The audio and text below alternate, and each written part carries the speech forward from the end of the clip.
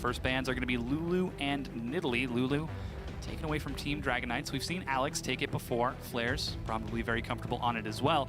And Nidalee banned away from Eve, and the Gragas answered. There looks to be a lot of jungle focus in this. That's actually incorrect. It is Shrimp, not Eve, playing in this game for Apex. Yes, that should be Shrimp, yeah. Yep. So again, this is Shrimp in the jungle. Nidalee banned away from Shrimp, and we saw him take this before to huge effect. This guy invades all over the place. Keeping it away from them. Shrimp isn't really too much of a Nidalee player, though. Shrimp is mostly a player that's going to be playing things like Rek'Sai and Elise. So it is a little bit of an unusual ban there, but just the power of Nidalee compared to other junglers and how fast she can farm. If you put that in Shrimp's hands, it's definitely a problem. Yeah, meanwhile, the answer is going to be Kalista, banned away from Police. We've seen how much he likes using Xpecial as an engage tool, so with that taken away, that could work out rather well. And it is going to be a final Trundle ban from both Trance and Flares, either top lane or support, with Graves to round out the rest of the bans. Yeah, that's a Graves actually targeted at Keen. He played mid lane Graves with the Death's Dance build to great effect, and there isn't too much that actually counters it in both top lane and mid lane at this moment. I assume we're going to be trading tanks here. Yep. So when Team Dragon Knights was on blue side, because they chose blue side for every single game, they picked Poppy first every single game. So taking Poppy away from Flares to see what he does on a different champion, because what ended up happening is he didn't get tested in the semifinals. He got it all 4 games. Was able to play rather well on that Poppy. They've made it this far, so we'll see how Team Dragon Knights look to answer. A lot of strong power picks are still on the map. Nautilus open, Alistar open, and oh, this could be very interesting. Hecarim flares the solo queue king himself, but decides to go with something a little bit more standard. It's Corki and Elise. Yeah, you don't want to show it too early because you can always flex Poppy away. There is that possibility. With the Trundle ban out, I do expect it to be a double AD carry comp for Team Dragon Knights alongside a tank in the top lane. So there's no chance of a Trundle support here, which Xpecial actually pulled out 3 times out of his 4 games. We'll see now how Apex look to answer, knowing that it is likely an double AD carry comp. Saint, the coach, cheering his team on silently through his brain powers. Not Saint, but there we go. There he goes, yeah. Little known fact, Saint actually does have telepathy. That's why communication isn't that big a problem. Coaches would love that. Transmit the image of the champion. And that image is going to be Rek'Sai and Braum. Yep, Rek'Sai for Shrimp, signature champion for him. He's one of the best Rek'Sais that I've seen in terms of farming the map and having active time on it. So basically, he causes engages by farming your jungle and almost herds you around. I want to see what his farm numbers look like, because when Shrimp plays Rek'Sai, he actually takes laner's farm and he split pushes later on if he gets an advantage and builds things like Black Cleaver and Titanic Hydra. We'll have to keep an eye on Shrimp this game. As Kez, you mentioned, likes to be the vision-oriented jungler. If he's going to be invading left, right, and center, what better way to stop that than wards collapsing? Try to prevent him from getting too deep into your jungle. Team Dragon Knights likely going to be looking at an AD carry or a mid laner here. And we'll see how they round it out. There's the Lucian hover to round the double AD carry, and looks like they will be saving that last counter pick for Alex Ich in the mid lane. It's going to be top lane. Yeah, that's the one. Because Corki's going in the mid lane. Of course. I mean, top lane Lucian has been a thing in the past, so there's a world where that happens. But it's not this one. Yeah, it is going to be the last pick against the top lane, because Poppy is a flex pick, and you want to have that matchup. And you saw when TDK was on blue side, they kept priority picking a top laner for themselves. So now they just make sure the Flares is comfortable, he gets a counter pick, and what happens here for Team Dragon Knights, I assume it's going to be a Nautilus for them on that red side. We'll see what happens. Yeah, that's for Keen in the mid lane. He's up against Corki, and he decides to take an Azir to it. It's been a while since we've seen Azir, but that could be very, very strong. Azir for Keen in the mid lane. So Keen was actually a pretty okay Azir player. We didn't see it too much from him. I remember him favoring things more like Victor back when it was between that dynamic of Azir and Victor. So I want to see what he's able to accomplish here, see what mastery he takes as well, because I've seen some use like Fervor, and this is 6.4, not 6.5, and what ends up happening there, because he's going to have to select something. I don't think it's going to be Fervor, though. Yeah, we'll see what he decides to take going into this one. Team Dragon Knights looking at that top laner now, knowing that Corki is going into the mid lane. That's for Flares to deal with Poppy. Nautilus, a very strong choice. Looks like they're just letting the timer run out to buy some more time to communicate with their coach.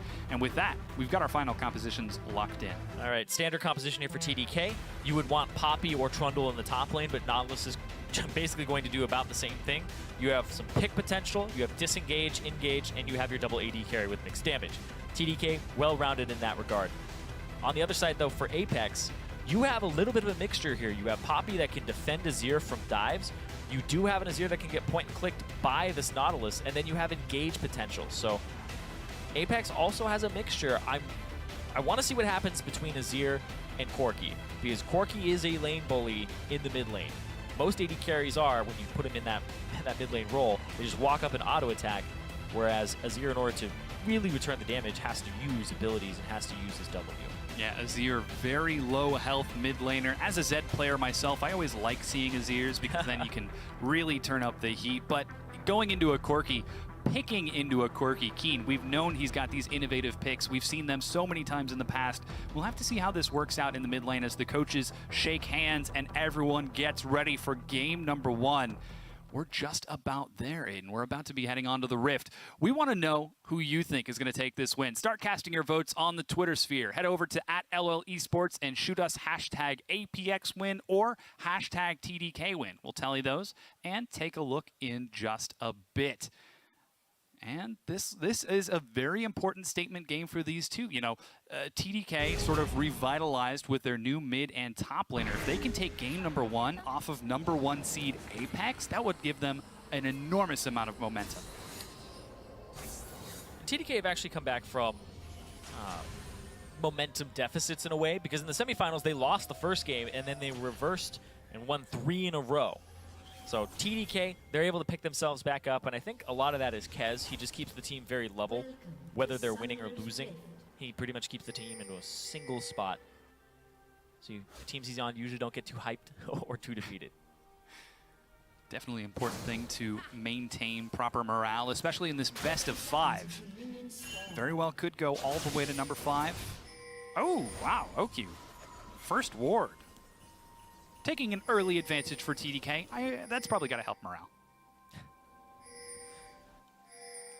Yeah, you definitely think so. That 10 gold, you know, maybe one time it'll stop him from spending 5 extra seconds in the base. That is Who knows? a third of a health potion. Who knows? That is preventative ignite measures. Not that Apex have any ignites. So nobody actually got invade wards because they just went for battle lines. If the face check comes out here from OQ and Trance, it's a Braum and a Sivir. You have the auto attack reset with Sivir if you take the W early. I think you're just going to go for your camps, because if they invade, it's a very strong level 1.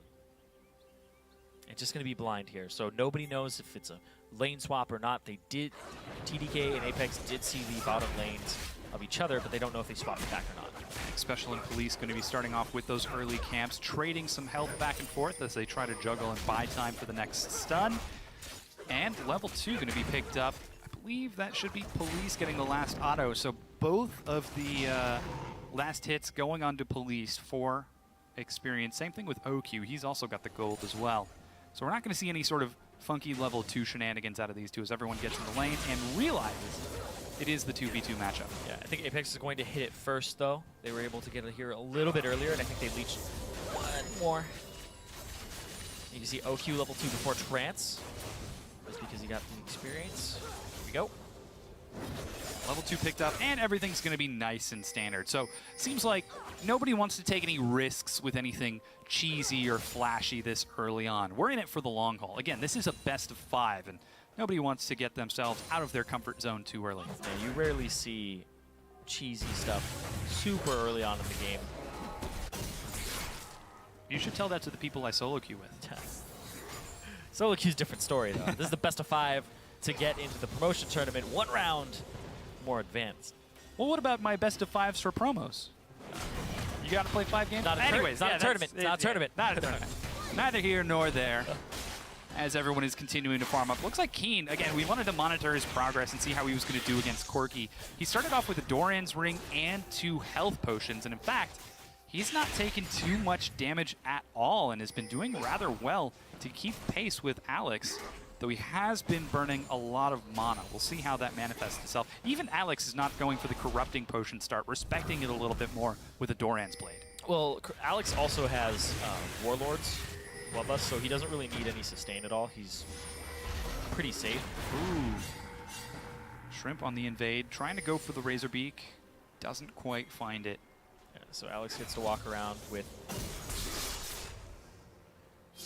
5% lifesteal and just auto-attack himself back up. And that's the great thing about Warlord's Bloodlust, is you really don't have to buy any type of lifesteal for pretty much the entire duration of the game. It covers you forever. You get lower, that means you desire lifesteal more, then you get more. Oh, and looks like Shrimp on a monolith jungler. He's a monolith jungler, so kind to give away boo buff to Keen in the mid lane. Vowels, where'd they go? But yes, he's a very common thing to do on Rek'Sai.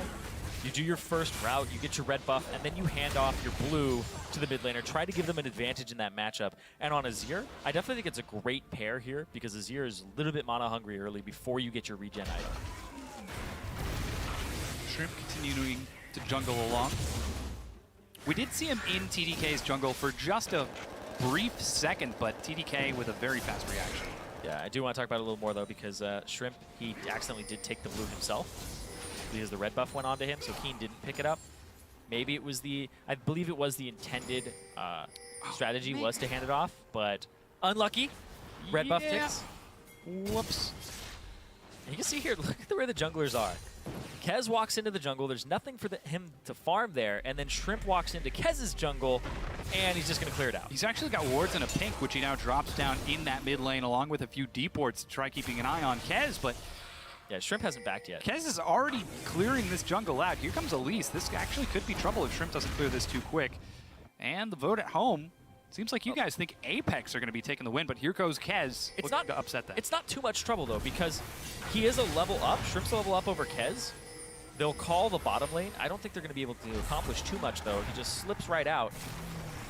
And Shrimp hasn't backed. Kez has, but Kez doesn't have any more combat stats than Shrimp does. He's actually down because of the level. And that's how Shrimp wins his games, is he just tries to out-level the jungler. Right now, he's actually a level and a half up over Kez. Kez just cresting level 4. Oh, Flares is level 6 here.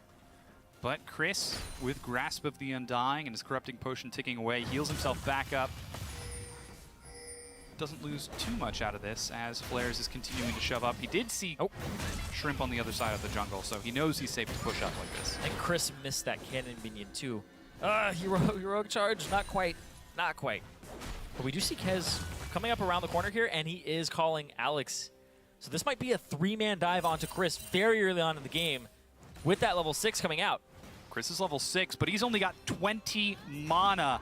Here comes Kez running around. There's the flash depth charge. He dodges another one, but he goes down first blood and repel TDK. Immediately out there, Kez, he does get the kill. Missed the cocoon at the start. They did bring Alex just in case, but that's what you need to do when you have a lane-dominant champion in that top lane. He's just constantly shoving in. You know where the turret or where the champion's going to be underneath his turret because you're shoving him. You have way more wave clear. It's also how you play around a Graves top. Try to dive him.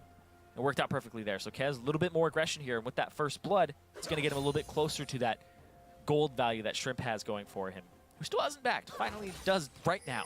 Yeah, with that recall, that's actually going to send Chris and Flares to the bottom lane as our duos head on up towards the top. With a recall, it's just about even between the two, but Police, barely half a minion wave behind, not able to afford boots too early on as he did go for... Oh, he's identical on gold. Never mind. Never mind. He still doesn't have boots, though. He still only has that pink. So this is actually pretty interesting as the duo has now swapped towards the top side. Means we're probably not going to see any sort of action bottom for a while. Yeah, and I mean, we're seeing 2-on-2s and 1-on-1s in this game. So no lane swaps here, none of that early gold. Oh, I think he just got that. Shrimp with the sneaky invade. Level 7 to the level 5 of Kez, and takes away the majority of the experience. Yeah, he did. He got that smite, went up from 36 to 37 CS, so easy mode there. And this is what Shrimp loves to do. Shrimp lives in your jungle. He's 2 levels up right now. Kez isn't even 6. Shrimp is 7. Alex is forced to make a difficult choice. Do I support my jungler and help out with the invade, or miss out on Keen shoving in the mid lane? This is Earpick starting to make more and more sense as the blue buff is being started by Shrimp. He sees the ward go down and takes one of the small sentinels before tunneling back out, just wasting so much time for Kez and buying so much time for the rest of his team. Yeah, this is the type of pressure that Shrimp applies as a jungler. See if he's able to keep it up as Flares comes to reinforce. Nope. Ooh, Hook misses. 3v2, but Apex get out. Yeah, not quite landing there. Shrimp, he's not done yet, though. Shrimp knows he has a superior smite, and he's finally going to walk away. Ooh, down to 1. Almost. Now he's going to walk to the other side of the jungle. Be like, okay, fine. You take blue, I'll take red. Your red looks juicy. Oh, are you farming Grom? Oh, man. Raptor's now going to be secured. As he clears out even more vision. Oh, well, yeah, decides not to finish clearing it out. Oh. And Kez actually looks like he might just give away his red. They sent Trance to the top side. So Trance is the one who's guarding this red buff. Have to watch for the collapse here. Special does have the inside track on the Tri-Brush. Gets a ward down. Yep. Tornado is going to See knock what red happens, buff Alex? up. Alex? Oh, yeah, last auto attack Shrimp. He secures it.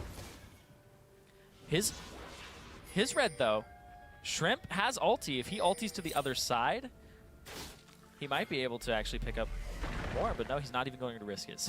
Yeah. A lot of the time you'll see, I think Rainover did this as well, you steal the red, and then you ulti back to your red, and you catch the culprit who's stealing yours. Trying to answer back. Keen looking for his second blue buff of the game. His Shrimp just stopped autoing a long there he time goes, ago. He's yeah. like, never again.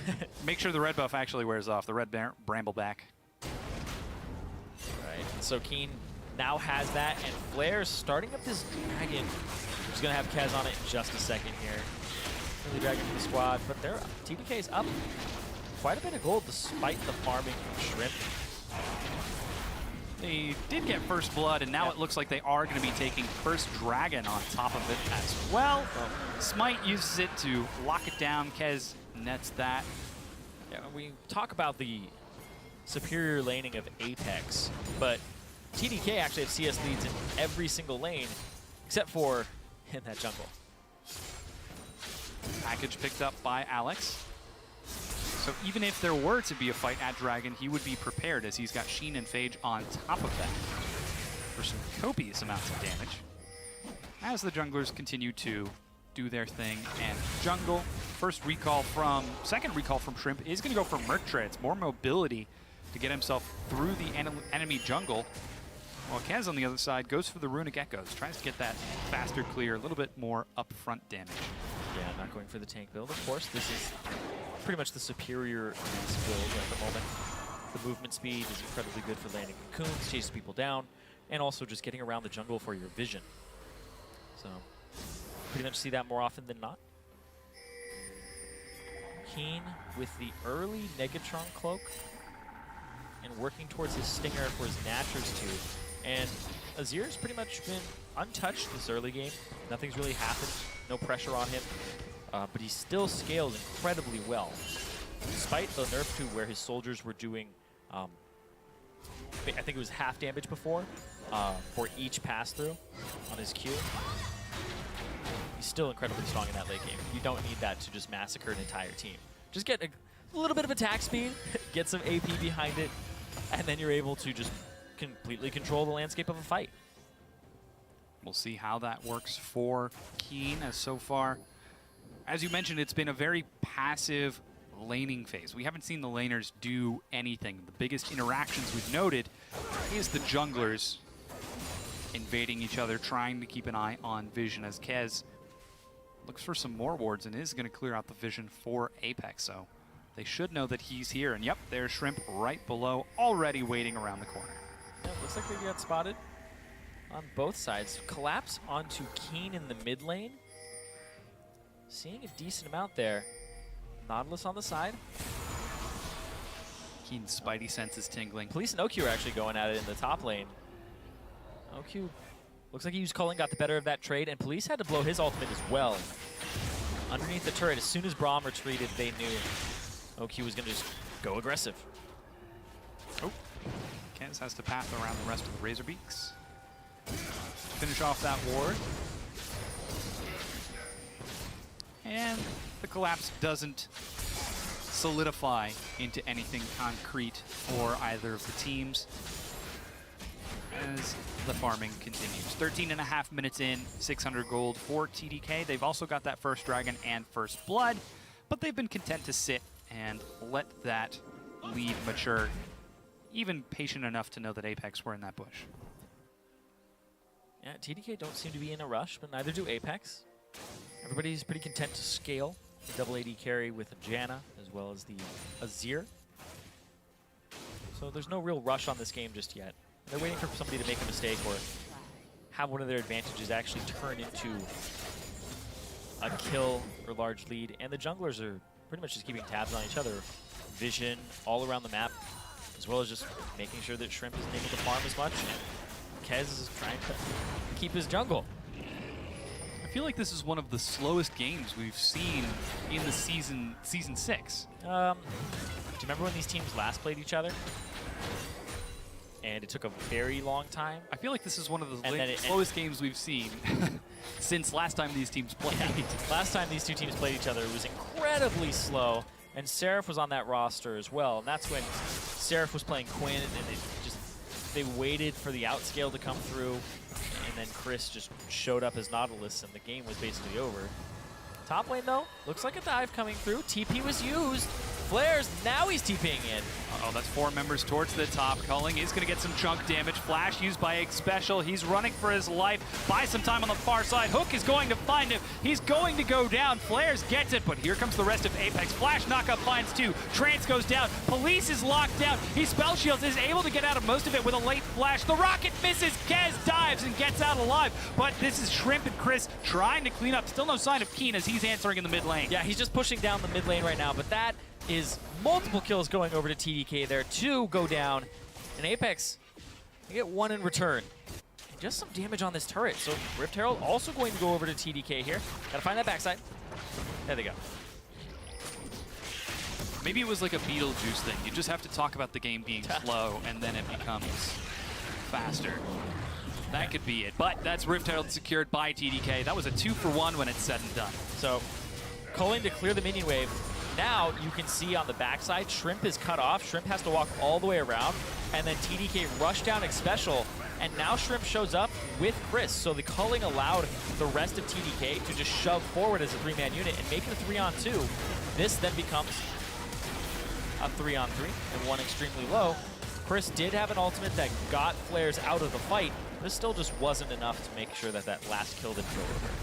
So good presence of mind there by OQ to clear the wave and the call to rush down the 2 members of Apex that were separated. So it was supposed to be a 4-man dive, and it was supposed to be split 2-2 and a pincer attack. But they were just like, oh, there's 2 people, run straight at them.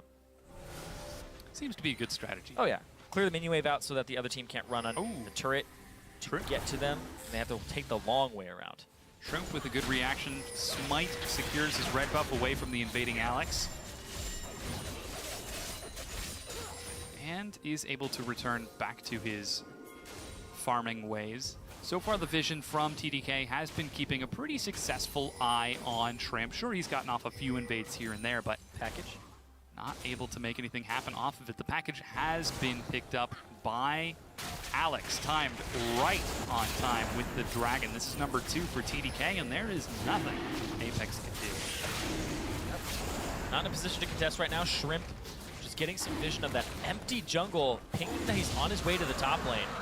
So Flares is going to have to be careful, or else it's a 2-on-1. He is very tanky, though. He put down a ward. It's a big but he's still gonna go. Chris manages. Oh no, doesn't get the stun on the wall. Knockup finds both of them. There's some good damage, but Alex with the counter package forces a disengage. Yeah, disengage there from Chris, stopping that kill from going over. That most certainly would have been Chris going down without his flash.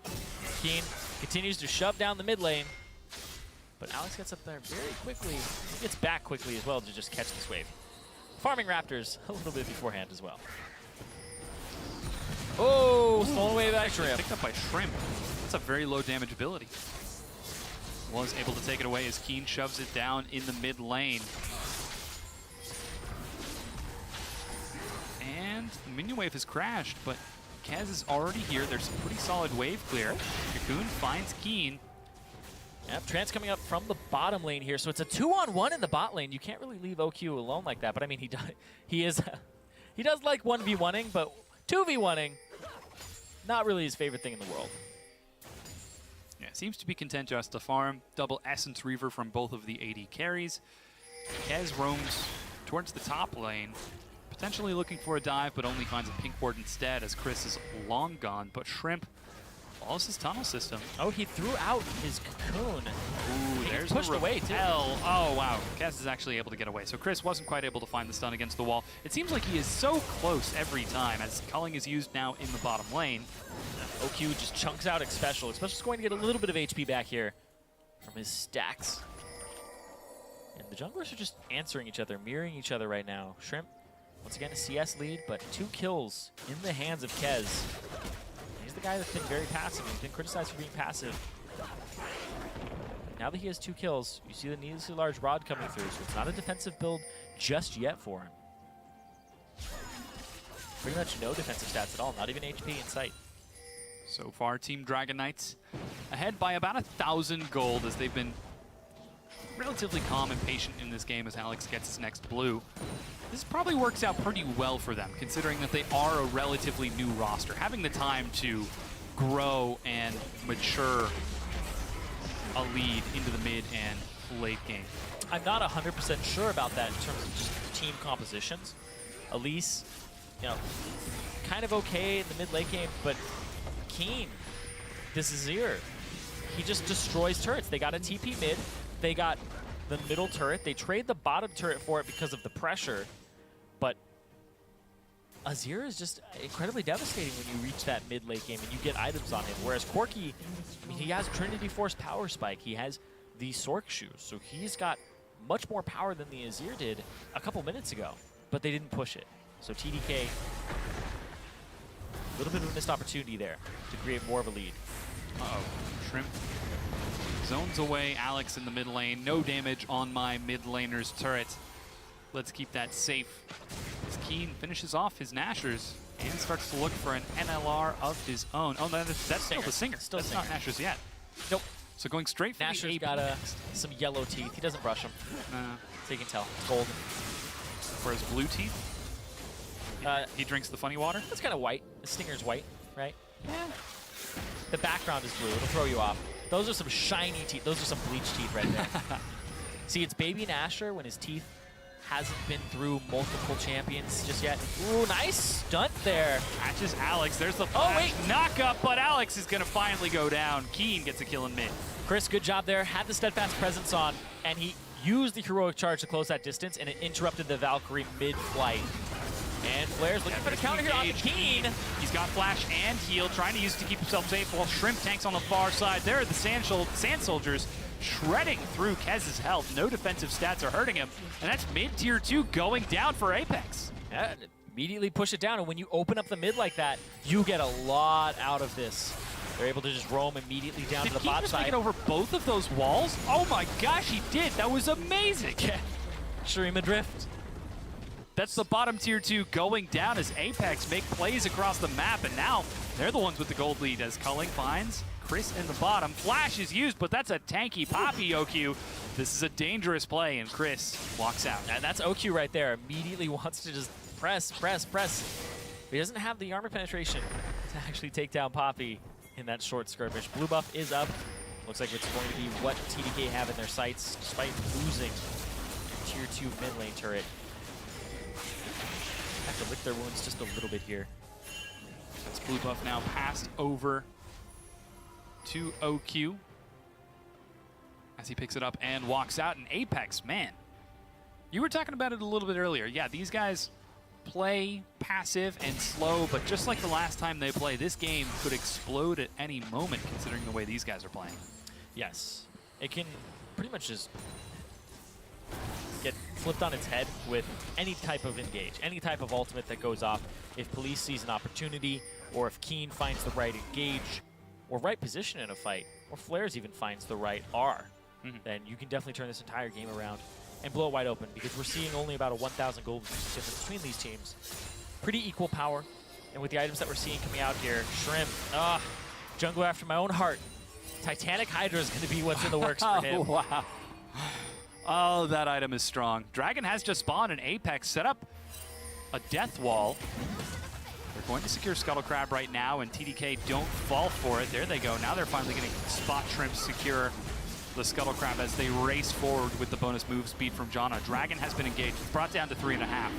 So now Alex will push mid lane, get an advantage there, because you can give up this Dragon and get that mid lane turret and get the inside track onto it. You can see right there, he's just going to ping it. Apex aren't even doing it, and they've called this bluff as Alex takes down this mid turret. Apex racing towards the mid-tier 1, but they're not there in time. Xpecial is pinned between the walls, forced to flash, but doesn't make it over. He finally gets out, but this is Chris in the front line trying to tank as much as he can, but he flashes the wall. Culling is not going to find him. They're able to keep him standing as Shrimp body blocks the last few shots, and Apex in a bad spot, but they get out with their lives. And TDK, with that pressure, were able to force Apex off of their first Dragon, and TDK pick up their third now. That's looking like almost a 36-minute Dragon 5 here for TDK if they keep this up. Good call there to go mid lane with Alex, cause the pressure, and then Apex were like, okay, well, I guess this Dragon isn't really worth it when we lose our structure. And you can see TDK still a little bit down in gold, but those 3 Dragons are going to be worth a lot later on. Yeah, that TDK multilingual communication working out very well for them in that case, as they were able to remain patient enough and remain in a position to posture that fight. Finally finding the opportunity in Apex. Lose the tier 1 and the Dragon, but they're racing towards the Baron right now. You have a Zir. Zir does this so quickly when you set up all these soldiers. Damage going through Kez with the wards. Yeah, Cocoon finds Shrimp, but now they're going to be taking a lot of bonus damage from the Baron. Oh no, he doesn't hit one with the hammer. They're going to try going through. Chris goes over the wall. It's going to be secured by Apex, but TDK are going to make them pay for it. This is Kez jumped out to low, but Apex are locked in the pit like fish in a barrel. They're going to be locked down. Chris, the gatekeeper, is keeping his carries alive, and Apex are turning this around and winning the fight. The slow is going to find Alex. Chris finds OQ against the wall. He goes down. Keen and Police are doing some serious work, and Apex take the Baron and win the ensuing fight. Apex just group up, and Shrimp, he's looking for this last kill here for the ace. He's not going to get it, though. And that was Police and Keen with their backs against the wall, and they were making a stand. The damage from the Sivir, he has 2 crit items, was able to just dish it out with the Ricochet as Keen was putting damage across multiple members in the backline as well. The reach to the backline from this Apex squad is actually deceptive, because it's going to bounce off of your front line or go straight through them. That's going to be the Inhibitor turret, and Inhibitor knocked down when it's all said and done. 26 minutes in, and as predicted, this game has blown wide open with a clutch play from Apex. Backs against the wall. It's a clutch call as well. Kez on this backside, Chris misses the ultimate, so he has to use his heroic charge to stop even the attempt of a steal. Kez goes over, has to walk around. Police and Keen in the backline. See here, all this damage is going across. Alex tries to Valkyrie into the backline, and look at that wall from Keen. They can't get in there because he threw up the Emperor's Divide to stop anybody from walking forward. Flares tried to walk forward. Alex tried to Valkyrie over, but that passageway was just sealed off. And now Alex walks forward. Xpecial puts up the wall. Alex gets taken down, and Chris had that nice stun off on the left side to get them some kills. Xpecial traded his life for Police, blocking that last-minute shot, then standing in the way of the next to keep his AD carry alive, trusting that Police would be able to finish off that fight, and it paid off. The Inhibitor's down, and now Apex are looking for action in the top lane, but TDK, they had a bit of a death bush, but Flares waiting in the depths. Yeah, Chris on the other side of the map, middle Inhibitor down, so you have pressure in all 3 lanes against TDK. Apex, with these Baron buffed up minions, they can take turrets really quickly. See what happens here, the wave clear. Not too much of a struggle for TDK, but you have to worry about what's going on the opposite side of the map with that Poppy. Chris has his teleport, but Flares doesn't have his. If he could bait out the CC, this could easily be turned into a favorable fight. But so far, the 4-1 is slowly whittling away the tier 2 as Chris is getting some damage on that inhibitor and trading back and forth with Flares. They are so tanky. These guys are going to be absolutely fine. You steal my health, I steal your health. Yeah, and now with the next minion wave, Apex take down the top tier 2 and continue to pressure forward. These level advantages as well. Sivir ultimate blown, so you have to respect that. Watch your positioning, and now they're just going to run away. Yeah, the inhibitor turret is secured. Dragon number 4 is up in a few seconds. The police is going to take some damage here. Apex try to bait a fight with the Azir turret, but decide to back off. Now this Dragon could be very important for TDK. Number 4 would give them the momentum to try to come back. They're going to need a lot, though. TDK down in levels now, across the board. 2 in that top lane, 1 in the jungle, 1 in mid, and then bottom lane evened out, though. I like how it's 29 minutes into the game and Shrimp is still trying to invade Kez's jungle and steal his camps away. That Titanic Hydra makes it so quick to actually farm the enemy jungle. You just walk up and attack, use the active, and then just let your Q finish itself off. Red buff going to be picked up by Apex. Police, no chance of a steal for Shrimp. As that Dragon is up now in a minute, and with super minions rushing down the mid lane and a Bear inhibitor top, this puts TDK in an uncomfortable situation. Now this pink ward is going to be cleared out. The vision going over to Apex as they're getting ready. They know that this Dragon is #1 priority right now, and they're trying to shut TDK down. Yeah, TDK, that's how they get back into this game, is getting 5 dragons, being able to win a team fight off of that. But the problem is securing those last 2 is going to be so challenging. 6,000 gold down, 7,000 gold actually. Trying to take these fights, it's going to be so rough. Keen is a monster right now. The Rylai's comes up big, and if he can get another wall like he did before, you aren't reaching that guy. But Alex does have package. How much is that worth to Apex in terms of fight potential? There's about 30 seconds left on that package, but Chris groups up with the rest of his team. There's a ping onto the top inhibitor. They're going to go rushing this down. Shrimp has some tunnels. Is it going to be a flank? Flares. He does have teleport, and it is after 20 minutes, and immediately runs right back down the mid lane.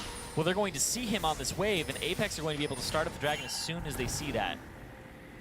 But no, they're not going to go for it. They're not even going to try to press it. They know that his TP's up. I don't want to take any chances so far. There we go. There it is. Finally going to be started. Even in the pit.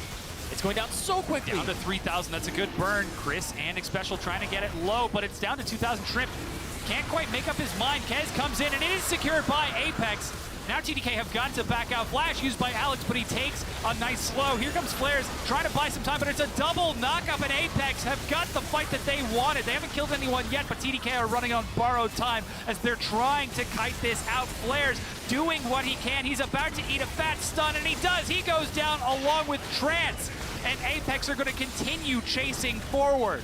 The damage from Sivir and also Azir, and special. Getting a little bit greedy to try ending the game. Keen looking for the Azir sec, doesn't find it, takes some punishment from Alex. But oh my god, Chris teleported into the back. He was able to buy enough time, and that's an ace for Apex. They've got a minion wave right there. They've got 30 seconds to try to end this.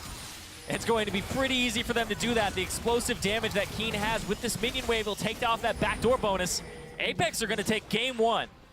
Yeah, getting onto the Nexus turrets right now. Still down to 18 seconds left. 5 for Trance, but he doesn't have a Monsoon. Best he can do is shield the turret, but the turret is already down. The Nexus itself is falling, and Apex have defeated TDK in game #1.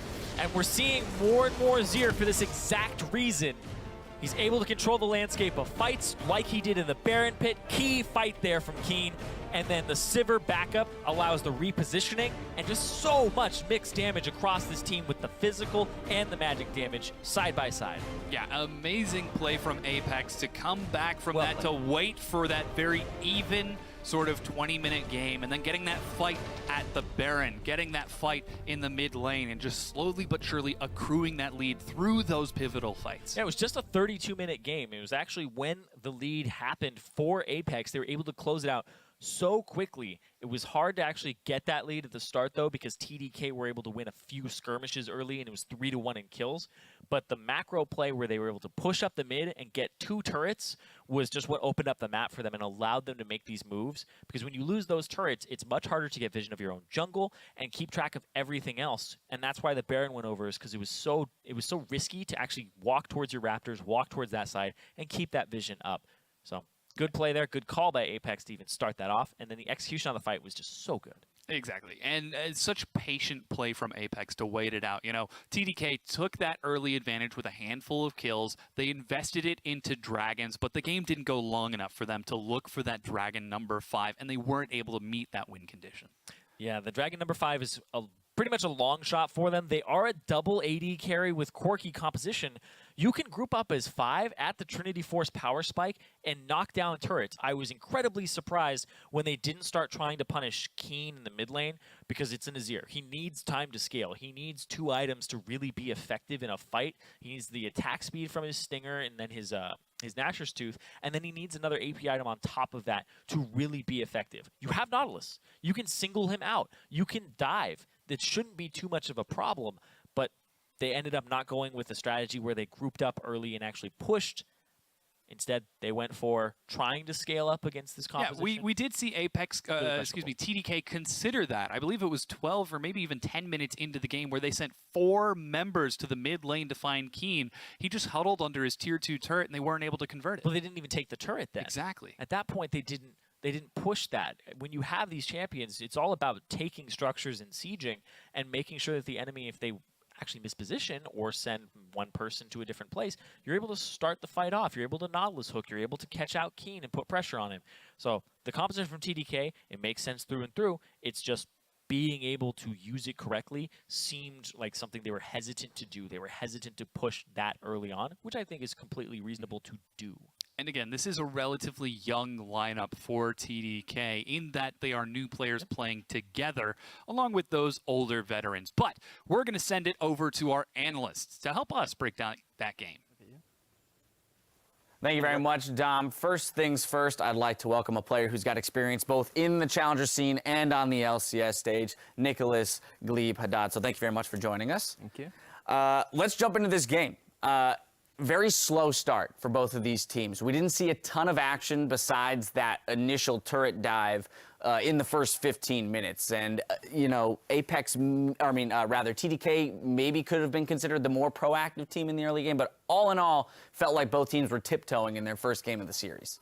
Sure, yeah, it was a standard laning phase, and when you have that, you either have to screw up hard on the 2-on-2 to die, or the 1-on-1, I mean, any of these matchups, and it's up to the junglers to make plays.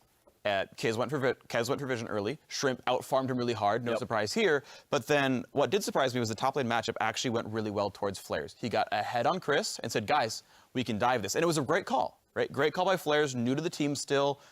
Kez comes over, Alex roams over as well. Bam, great tower dive. Okay, start things off nicely. I'm in a good play by TDK. Yeah, and that tower dive happened in the top lane. Glebe, I want to come to you because we saw Apex attempting to swap their Sivir Braum lane away from OQ and the Janna support. And I think that kind of is the big hint towards the one lopsided matchup in favor of TDK, which is the power of OQ. And the discrepancy between him and Police. So your thoughts on that in terms of why they're bothering to send Sivir away? Yeah, I think part of it had to do with the player matchups. Like from Challenger Series matches, OQ probably gets more ahead than any of the other AD carries. And also they were running Lucian, who's pretty strong in the lane phase with Janna, whereas Sivir doesn't do as well really early on. So swapping it out would help just to let Apex get through that early game. And also it came at a good time for them because they swapped right as Chris died, so they weren't really able to take the tower or even get damage on it because as soon as Poppy was dead, then the bot lane was already up in the top side of the map. Right, so covering themselves very well in that. And as you mentioned, I mean, Sivir was allotted a little bit of time to farm, stay even with OQ as a result of the swapping. And then we saw the team fight presence of Azir and Sivir as we moved through the mid game. I do want to pull up our replay 25 minutes into the game at Baron. Freak, I'm going to hand this one to you, so as it comes up, you can kind of walk us through it. But a pretty gutsy call here by Apex, knowing that all 5 members of TDK are alive, however, a little out of position. Right, so this is just a call based on we think positioning is better, we think vision is better. You can see Trinket Ward forced to be used and Kaz's Sightstone just dropped there over the wall. So if you roll it out, it starts with Apex thinking they have vision control. And then it's like, well, we think we can disengage the Elise. Unfortunately missed ult by Chris. He'll then tackle over the wall to try to stop this and buys enough time that steals for sure. But now watch what happens with Police and Keen. The Azir and Sivir are inside the pit, and look at just the wall created for them. I mean, literally with Azir, but also just the fact that his front line is there. Chris buying time, Special off in the wings as well, ready to jump in and put the shield up. And that is a high damage back line that is not being stopped, and it makes the just continued follow-up very easy from there. It's basically 3 tanks, 2 high damage backline threats, and that just works when you're wearing a Baron buff and you're ahead in gold already. Yeah, we saw the failed Valkyrie there by Alex Each as well. He was trying to get into the pit to maybe assassinate one of the 2 damage dealers on that side. I do want to talk about Azir a little bit. Keen, I mean, you see him there on your screen, right, as Apex is gearing up for Game 2. Keen on Azir, a really strong pick for him. And he has, you add that to the roster of the 4 champions he played in their semifinal series last week. Now all of a sudden he's showing 5 unique champions in 5 games. How is Alex Each going to deal with any number of situations he's going to find himself in the remainder of the series? Yeah, well, it'll be pretty hard to deal with because, as like Keen shown, he can play a variety of champions really well, and they're not even all of like one style. For instance, like control mages or something. He showed Quinn, Zed, even Nautilus, and now this Azir. Right. It looked like in the first game what Alex wanted to do to deal with it was just try to roam and influence the other lanes. Like he went to the top side of the map a few times, but I feel like all it did was allow Azir to just free farm up until the 25-minute mark where that Baron fight broke out, and then at that point he could just take the game away. Yeah, Alex, so I mean that first tower that went down was Alex Each's tower in the mid lane, so it just kind of illustrates your point exactly at how often he attempted to move into other lanes and affect them, giving Azir that free farm. I'm going to now hand off the Alex Each point to you, Freak, because I know there's some concerns around what was done with the Corki. Oh, man. So, yeah, to point out some things that Alex did wrong, I want him on champions that can press R and start a fight, right? I think he just should be there as a battering ram to get the team in. His Corki was incredibly lackluster, so I'll point out some things that were wrong. First of all, he managed to get less damage out than his Lucian OQ, and OQ is amazing, right, to be fair. But, like, the professional average for Corki is 707 damage per minute. Like, that is high. That's very the high average for Corki. He was nowhere close to that. Also, for those who don't know, Corki is like an 80-20 damage mix magic to physical. And for whatever reason, Alex Ich went into the deep offensive tree where you can get Warlord's Bloodlust and then ran % armor pen. You have a choice between % armor pen and % magic pen on Corki, and he chose armor. And that's like, it hurts me understand like just how wrong that was, just because it's just objectively incorrect in all situations. And I don't know if it's because he's so old school, he's used to AD Corki being the thing, but it's just not the case anymore, and it's just out of touch. Right, not to mention that, yeah, exactly. You're choosing to go into that offensive tree, fine. Warlord's Bloodlust, even though it isn't necessarily the most common choice for a Corki, at least take the magic pen that's coming prior to that to amplify your damage. You know, the last point I want to bring up is in the top lane. You mentioned that the Nautilus gets ahead. A pretty decent advantage for Flares there. Unfortunately, isn't snowballed into a victory. So the question is, how are they going to separate that any further? I mean, we still have this 6.4 Nautilus that is very, very strong. Is there going to be a time when Flares' advantage can grow to the point to overtake the disadvantage that they have in, say, the mid lane? I think yes, if you can snowball it. That's what it comes down to. Alex Ich being on another aggressive champion, not a pokey one. OQ is the damage god. OQ did basically the most damage in the game. He was 600 total damage behind Keen's winning Azir. Gotcha. And OQ did that on Lucian. Like, the damage is there. You just need the rest of the team to support OQ. This team should be just straight protecting him at all times. I mean, this is the team that did the 4 tanks plus Vayne comp. Like, just do that. Just support him on OQ. Well, we're going to step away while the teams regroup for round 2 between Team Dragon Knights and Apex. Keep it right here because the finals action picks back up in just 3.5. Good job. Here comes Kez running around. There's the flash depth charge. He dodges another one, but he goes down first blood and repel TDK. Flash comes running for his life. Buys some time on the far side. Hook is going to find him. He's going to go down. We're coming. Sivir, no ult. Right side. I got it. Nice! Right side, no flash. He goes down. Keen and Police are doing some serious work, and Apex take the Baron and win the ensuing fight. But oh my god, Chris teleported into the back. He was able to buy enough time, and that's an ace for Apex. And Apex have defeated TDK in game number 1.